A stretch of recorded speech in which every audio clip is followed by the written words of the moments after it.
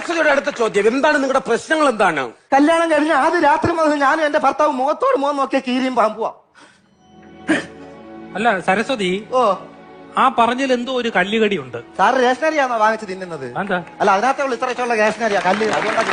അല്ല അതല്ല ഞാൻ ഉദ്ദേശിച്ചത്. ഭർത്താവ് നിങ്ങളുമായിട്ട് മുഖത്തോട് മുഖം നോക്കി ആദ്യ രാത്രി മുതൽ കീരിയും പാമ്പുമാണ്. ഓ 4 പിള്ളേരും ഉണ്ട്. ഓ കണ്ടിന്യൂ.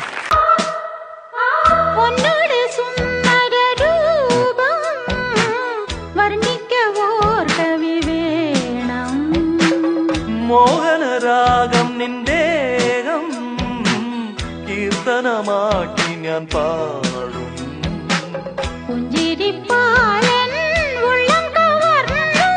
കണ്ണാന കണ്ണേ എൻ സ്വന്തമല്ലോ നീ.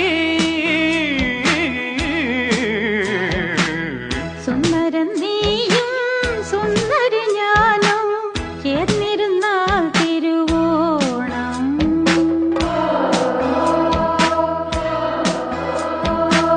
സുന്ദരി നീയും സുന്ദരം ഞാനും ചേർന്നിരുന്നാൽ തിരുവോണം.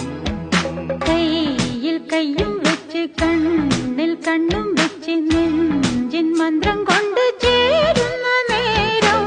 സുന്ദരം നീയും സുന്ദരി ഞാനും ചേർന്നിരുന്നാൽ തിരുവോണം.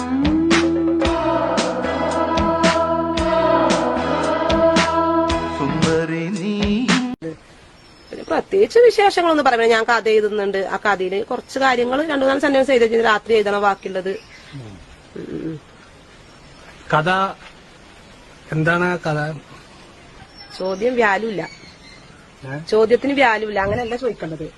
എന്താണ് നിങ്ങൾ എഴുതുന്ന കഥ, എന്താണ് അത്, അതുകൊണ്ട് അങ്ങനെയൊക്കെ ചോദിക്കണം. അപ്പോഴേ നമുക്ക് അതിന്റെ ഉത്തരം പറയാം. നിങ്ങൾ എന്താണ് കഥ എന്ന് വെച്ചാൽ ഞാൻ ഉത്തരം പറയുമ്പോ അത് കേൾക്കുമ്പോ തന്നെ ആൾക്കാർക്ക് എന്താ തോന്നാന്നറിയോ?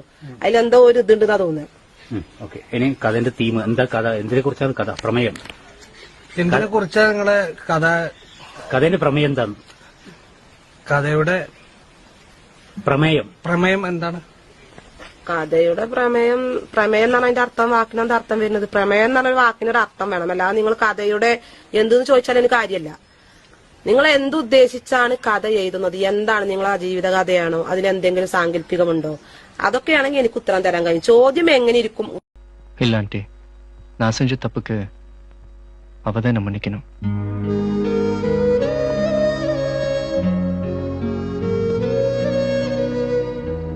Sorry Priya, I'm extremely sorry. உன் முகத்தை நேருக்கு நேர பாக்குறதுக்கு எனக்கு வெக்கமா இருக்கு. எந்த அக்ரிமெண்ட்டை காமிச்சு உனக்கு அனுப்புனோ இப்ப அதே அக்ரிமெண்ட்டை நான் கிழிச்சிடுறேன்.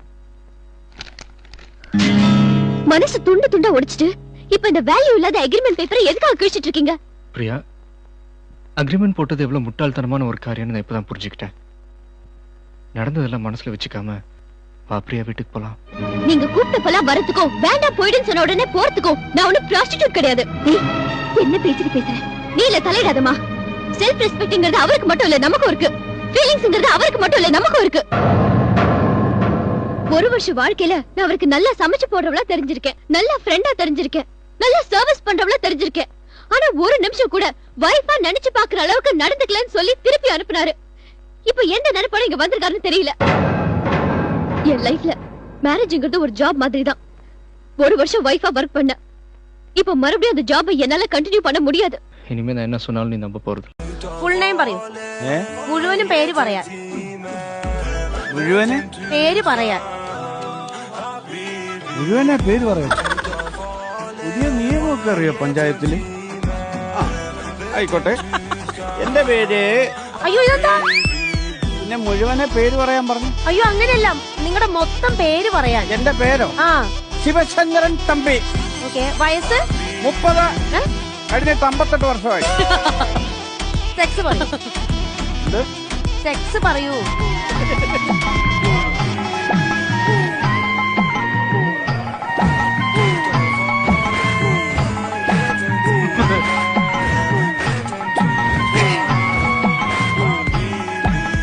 ഒത്തിരി കാലം പഴക്കമുള്ള ഒരു സംഭവമാണ്.